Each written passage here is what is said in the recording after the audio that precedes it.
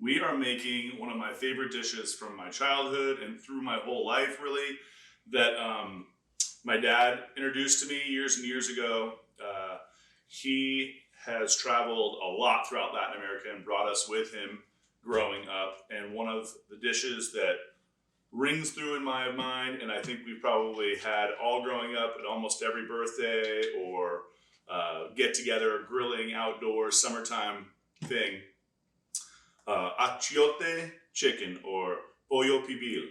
This is a dish that first came to be in our lives as cochinita pibil, which is an old school Yucatecan dish done in a banana leaf in the ground. So they make a little fire in banana leaves. They take young pork, onions, these sour oranges, achiote, garlic, and wrap that, bury that sometime in the morning, and then come dig it up for lunch, and they're good to go. We're going to do something with chicken this time, and we're going to make the sauce more like a marinade rather than just kind of letting those ingredients cook naturally together.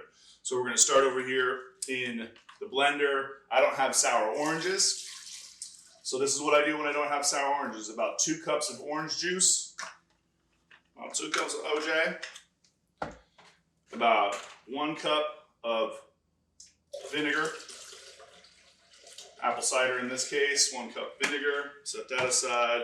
Take about a half an onion, kind of cut up, boom. And then I'm a big garlic fan, so I don't know, a handful of garlic sounds about right. So 5 or 6, 8, 10 cloves, something like that. Nice big, like hefty tablespoon of black pepper, about the same amount of salt, big hefty tablespoon. And then achiote is this beautiful seed, gorgeous red that you'll see season and color up adobada or al pastor tacos, that beautiful red color, that hue. They use it actually in cheddar cheese to turn it orange. It's a natural coloring. I'm going to use about half this packet. So about a tablespoon and a half. Maybe I'll just go ahead and make it 2 tablespoons. It has this really nice floral, kind of citrusy, earthy citrusy aroma. And it adds this flavor of like, what is that? It gives another one of those beautiful question marks that I love so much. And we're going in the blender with that. Make sure I get that on right. And we're literally just bringing this together. We're going to coat our chicken in that. We are also going to go over the stove before I get that going with our potatoes for our side, papas bravas. We've got these gorgeous, just get some salt in there and I'll show you guys. Creamers, just beautiful little baby potatoes that we're going to cook till they're just tender. So we're going to have it already in water in our pot, throw it on the stove, bring it to a boil. It'll take about 7-8 minutes to get to a boil. And then we're basically going to turn it off and the rest of the water is going to cook it the rest of the way and it'll be perfect. We're going to forget about that for a day, just let them cool. We're going to smash those and fry those for papas bravas. This is also why we're doing this ahead of time. A day ahead for marinating the chicken is going to add so much flavor. It's going to grip onto the chicken and hit the grill, caramelize. We're going to keep basting it with the sauce as it gets these gorgeous grill marks. It's going to be insane. At the same time, I'm going to go ahead and char up a poblano pepper, a pasilla pepper, and get that going on the gas stove and just char the heck out of it. Blacken it so it gets nice and cooked and caramelized. It's going to be beautiful. I'm going to go ahead and get this going. You guys ready for this? Okay, our achiote, the pibil marinade has come together. I'm just going to go ahead and pour that on my chicken. I'm going to save some back because when we go on the grill with that, and those char marks come to be where it gets just, black and beautiful, some nice char. And you can see the chicken start to render its fat and start to look like it's drying out. We're going to hit it with sauce, and it's just going to keep caramelizing and getting sticky and gooey and delicious, ridiculous. I'm going to get in here with my hands real quick and just mix this up. And then we're going in the fridge for the night. It's going to be ridiculous tomorrow. So much flavor, so much deliciousness. Okay, so we have our poblano pepper pretty much charred all the way around. We're going to pull that off and put that in a plastic bag just like this to let it steam, and we'll be able to pull that skin off. The pepper is now roasted all the way through, which is going to be Just gorgeous, add incredible flavor. We charred off a little onion as well. We're gonna go ahead and put a pan on here to start getting it hot. And then we've also already cooked off our potatoes, our little creamers. These got put in a pot of water with a good, healthy pinch of salt and then brought up to a boil. Once that boil started happening, we turn the heat off and let them just sit in that water and finish cooking. Good to go. Easily insert a fork and ready to smash. I've cooled these, so we're good to go here. I'm just going to give them a smash on the cutting board, and we'll get them in the pan with some oil and get those nice and crispy. And then we're going to top it with a poblano, gorgeous poblano crema. That's going to be awesome. So we have our grill going, our achiote chicken. Pollo Pibil has been marinated overnight and looking gorgeous. We're using chicken thigh, boneless, because it's my favorite. It has a lot of great flavor. There's still some fat in there, so there's room for error if you end up cooking a little bit too long. It also reheats really well. So I think we're going to have this, if you're picking up a box at the pub for your pairing, I think we're going to have this already grilled off and ready to go. So all you're going to do is put it in a 400-degree oven for about 7 minutes, and it's just going to be fantastic. I'm going to give you a little bit of the marinade to kind of brush on top after about 5 minutes, and then you're going to let that roll in the oven, and it's going to get so delicious. My pan's ready for my papas bravas. Beautiful. Get some oil in there.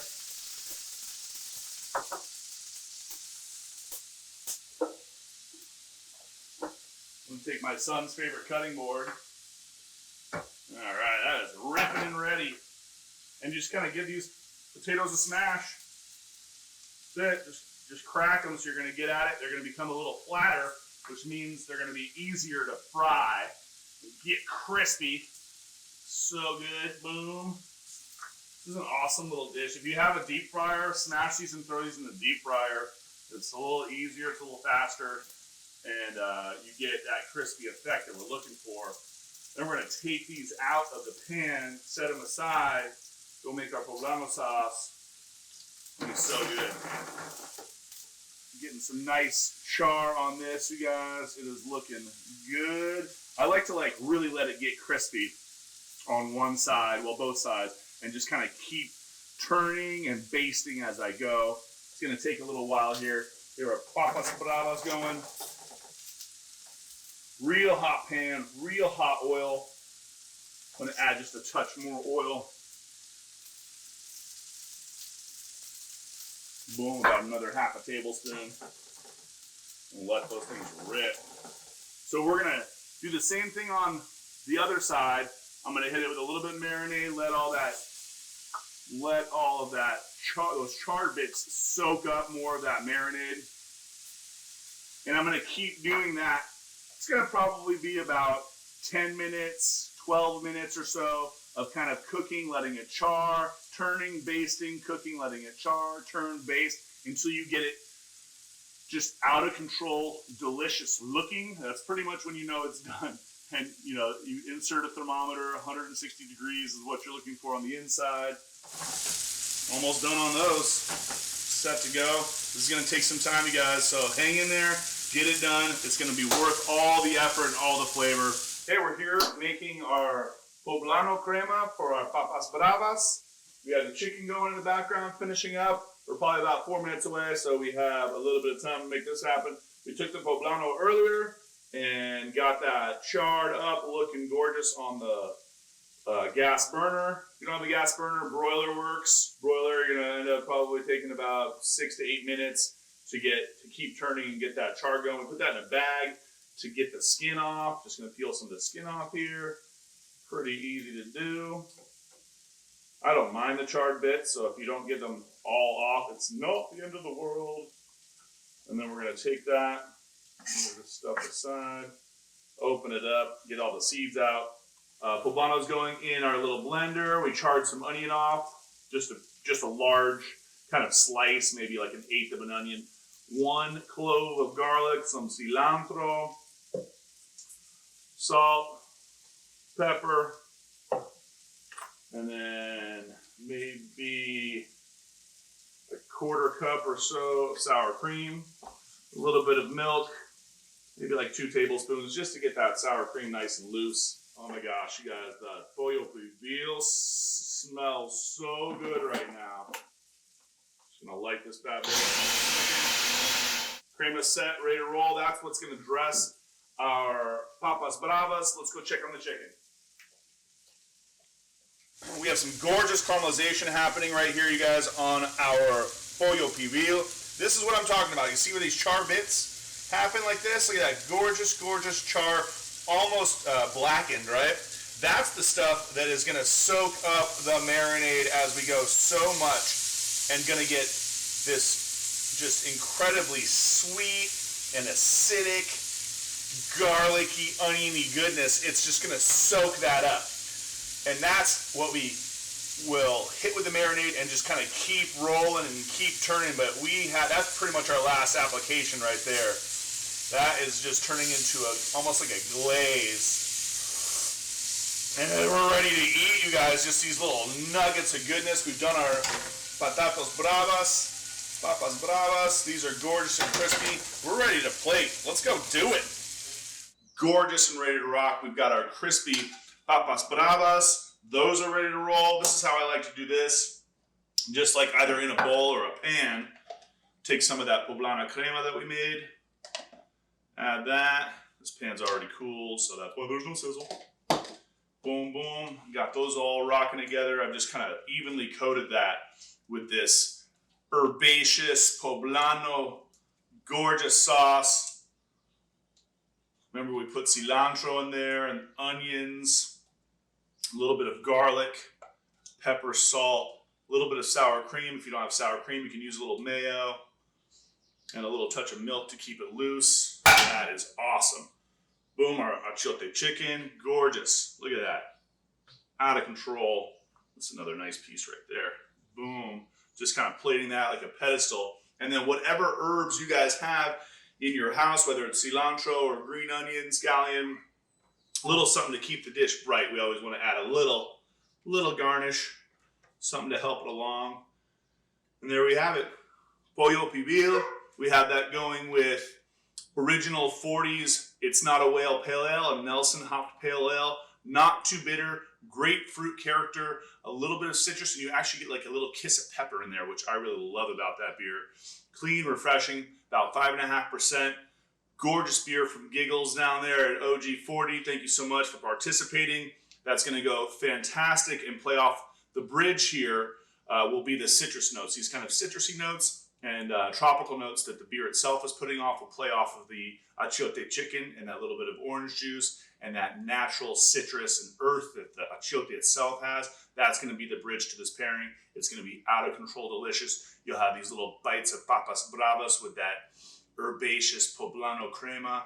It's going to be a fantastic pairing. I hope you guys enjoy one of my favorite dishes of all time, Pollo Pibil on the grill. I'm going to go have some because it's my birthday. Cheers, you guys. Enjoy.